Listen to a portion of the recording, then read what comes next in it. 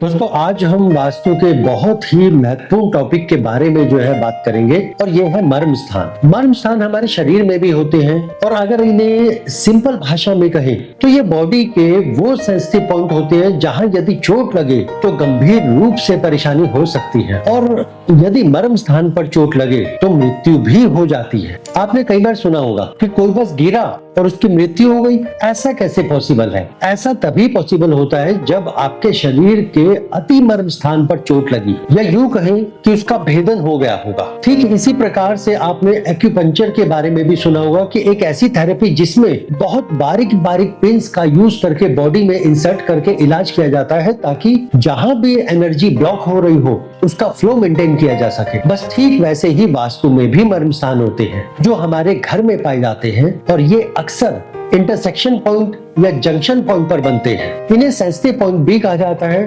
और ये मर्म स्थान अलग अलग प्रकार के होते हैं। इनकी एनर्जी अलग अलग प्रकार की होती है, जैसे कि अति मर्म स्थान या मर्म स्थान, उप मर्म स्थान या उप मर्म स्थान। 4 प्रकार के ये होते हैं। अच्छा, पहले के समय में इसको कंसिडर नहीं किया जाता था क्योंकि उस वक्त जमीनों की कमी नहीं होती थी, घर बड़े बड़े बनाए जाते थे। अच्छा, आपने देखा होगा अक्सर कि उन घरों का सेंटर एरिया बहुत खुला खुला होता था, यानी वो सेंटर एरिया वही होता था मर्म स्थान जिसे खुला छोड़ा जाता था। अच्छा, खुला से मतलब ऊपर से खुलापन नहीं होता, उस सेंटर की जमीन को खाली छोड़ना ताकि सेंटर में कोई चीज ना आए, वरना वो क्या होगा कि वो मर्म स्थान का भेदन हो जाएगा। ऐसे स्थान पर ऐसी चीजें या ऐसा सामान रख सकते हैं जो वहां की एनर्जी को बढ़ाएगा। आपने कई बार अच्छा फिल्मों में भी देखा होगा कि चारों तरफ रूम्स होते हैं घर में और बीच में खाली और वहां तुलसी का एक पौधा जिसे रोज आना जल दिया जा रहा है, सींचा जा रहा है, यही वो मर्म स्थान है और इसे ही ब्रह्म स्थान भी कहा जाता है। और वहां जब दोष आएगा तो घर में बार बार कोई ना कोई पेट से संबंधित जो है बीमारियां वो आनी शुरू हो जाएगी और उस परिवार में रहने वाले लोग कुछ ना कुछ कंप्लेन वो करते रहेंगे लगातार। कुछ भी नहीं होगा तो वो जो सबसे जो छोटा बच्चा होगा वो भी ये कंप्लेन करता रहेगा, मेरे पेट में जो है दर्द हो रहा है बार बार। अच्छा, पहले पुराने लोग होते थे जो मिलजुल कर रहते थे, बड़े बड़े घर होते थे, तो ऐसी कोई समस्या भी नहीं आती थी क्योंकि जो रेमेडी होती थी प्रॉब्लम की वो बस ऐसे ही मिलने जुलने में, सेवा करने में हो जाया करती थी। लेकिन आज घर बनने लगे छोटे 80 गज 100 गज के प्लॉट में सब कुछ बनाना पड़ता है, तो ऐसे में ज्यादा पॉसिबिलिटी बढ़ जाती है मर्म स्थान के भेदन होने की। अच्छा, इसका सिंपल सा एग्जांपल मैं देता हूँ आपको। मान लीजिए कि आपने कोई अपना कंस्ट्रक्शन स्टार्ट कराया।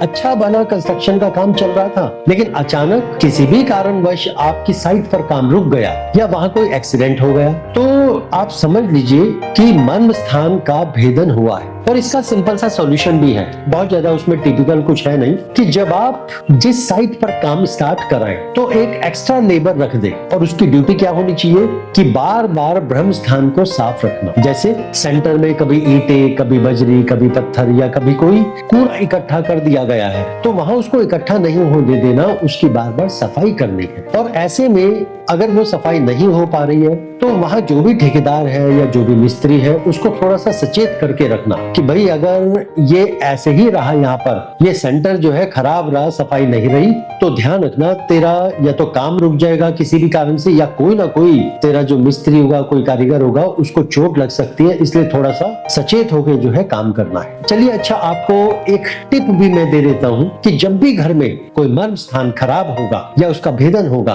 तो सबसे पहले वहां की नेगेटिव एनर्जी माइंड फील करेगा और आप देखेंगे कि आप सोते हुए भी जाग रहे हैं, आपके माइंड में बेवजह के ख्याल चलते रहेंगे और सुबह में जब आप उठोगे तो डिस्टर्ब, अनरिलैक्स, किसी चिंता को लिए हुए आपको नेगेटिव ख्याल और बुरे सपने दिखने स्टार्ट कर देंगे और हमारे अंदर एक तरह की एक इनसिक्योरिटी का डर आ जाएगा जो देगा साथ में कोई बीमारी और अब चलती रहेगी साथ साथ उसकी मेडिसिन भी। और जैसे ही ये बीमारी का सिलसिला शुरू होगा तो स्टार्ट होगी चिंताएं और चिंताएं होंगी पैसे को लेकर, चाहे पैसा होगा या नहीं होगा लेकिन एक कमी फील होनी स्टार्ट हो जाएगी क्योंकि कहते हैं ना कि हेल्थ इज वेल्थ। तो जब हेल्थ खराब होती है तो वेल्थ खराब होने लगती है और तब वो पर्सन अपनी हेल्थ को इग्नोर करते हुए पैसे के पीछे दिमाग लगाना शुरू कर देता है। कई बार ऐसी भी स्थिति बन जाती है कि जब कोई अति मर्म स्थान का भेदन होता है, खराब हो जाता है, तो वहाँ डेथ तक की भी नौबत आ जाती है, पर ऐसा बहुत कम होता है और ऐसा होना भी नहीं चाहिए। देखिए, अगर मर्म स्थान भेदन हुआ है, फिर चाहे वो घर का है या किसी फ्लैट का है या किसी ऑफिस का है, तो उसको ट्रीट करना ही पड़ेगा, तभी उसकी एनर्जी का बैलेंस होकर जो है काम करेगा।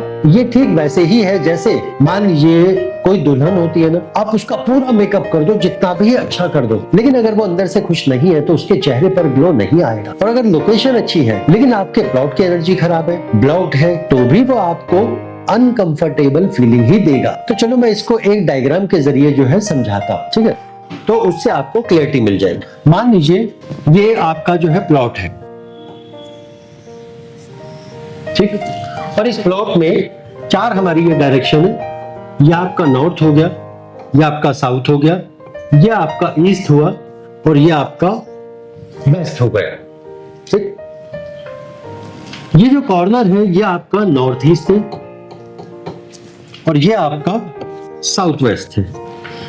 नॉर्थ ईस्ट से साउथ वेस्ट इसको कनेक्ट कीजिए।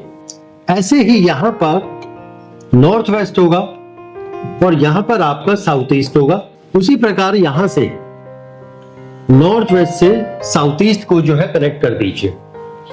इन्हीं लाइनों के साथ साथ 2 लाइन और चलेंगी ऐसे, उसी प्रकार से यहां चलेगी। तो ये जो आप सेंटर में देख रहे हो ये आपका अति मर्म स्थान है और बाकी यहां पर ये जो ये है ये सारे ये मर्म स्थान है।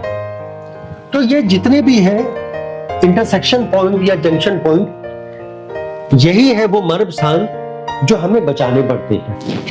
तो ये जितने भी इंटरसेक्शन पॉइंट जो मैंने आपको बताए या जो बन रहे हैं इसमें, यही है मर्म स्थान और इनमें दोष का कारण नहीं बनना चाहिए, जैसे कोई किचन, टॉयलेट या कोई डंपिंग, और अगर बना तो ये मर्म स्थान को भेदन कर देगा। अच्छा, ऐसे लोगों के साथ बीमारियां तो रहती ही हैं लेकिन वो अपने जीवन में ग्रो भी नहीं कर पाते।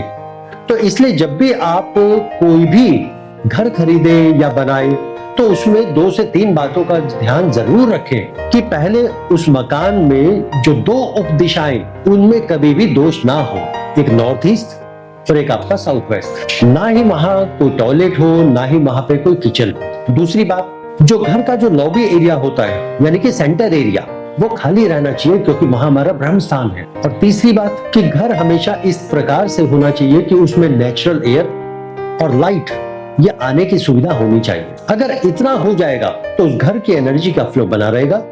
तो इसलिए मर्म स्थान को कभी भी इग्नोर नहीं करना चाहिए, उसको हमेशा कंसिडर करना चाहिए। तो ये था हमारा आज का वीडियो मर्म स्थान के बारे में। इसको अगर और डिटेल में आप जो है समझना चाहते हैं, सीखना चाहते हैं, तो आप हमारे चैनल से जुड़े रहिए, उसको सब्सक्राइब कीजिए, लाइक कीजिए, क्योंकि आने वाले वीडियो में हम मर्म स्थान को और भी डिटेल के साथ आपको समझाएंगे। तो मिलते हैं हम अगले बृहस्पतिवार को फिर से नई टिप्स के साथ। तब तक के लिए धन्यवाद।